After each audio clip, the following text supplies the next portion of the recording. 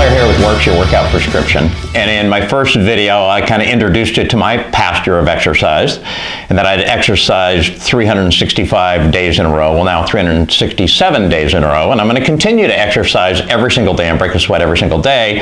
I have targeted a rest day out there. I'm not going to tell anybody what that rest day is or why I've selected it, but I've targeted one out there.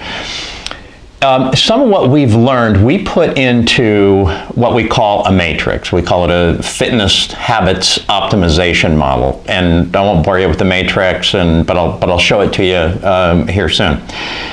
One of the first things that's critical for us to look at is, the first element is somebody's motivation, or what we say is their why. Why are they wanting to start an exercise program?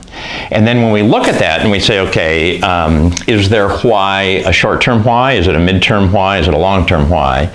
And are they mostly intrinsically motivated or extrinsically motivated? So extrinsic motivation would be, I want to look great for the party. That's kind of the extrinsic motivation. Intrinsic motivation would be, I want to feel a lot better about myself. I want to play with my kids more. I want to play with my grandkids more. That's more the intrinsic motivation. Or do they have a balance of each? And by the way, it's usually a balance of each. If someone is only extrinsically motivated, that's not very sustaining. So extrinsic motivators tend to be just that, motivators, and give you a reason to move right now. But when we become intrinsically motivated, and the more intrinsic motivation we have, the more we become inspired to keep moving a year from now, 2 years from now. Like, can I be an influence on others? Can I mentor others?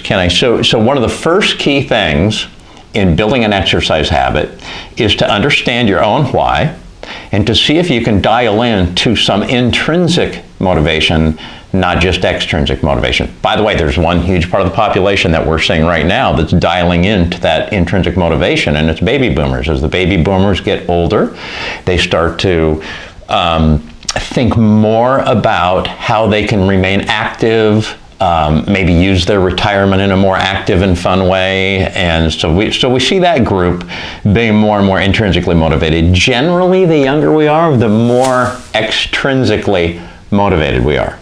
So no matter your age, if you don't currently have an exercise habit and you're looking to create one, we really encourage you to think about some of those intrinsic motivators. Okay, that's the first part of creating an exercise habit. Thank you.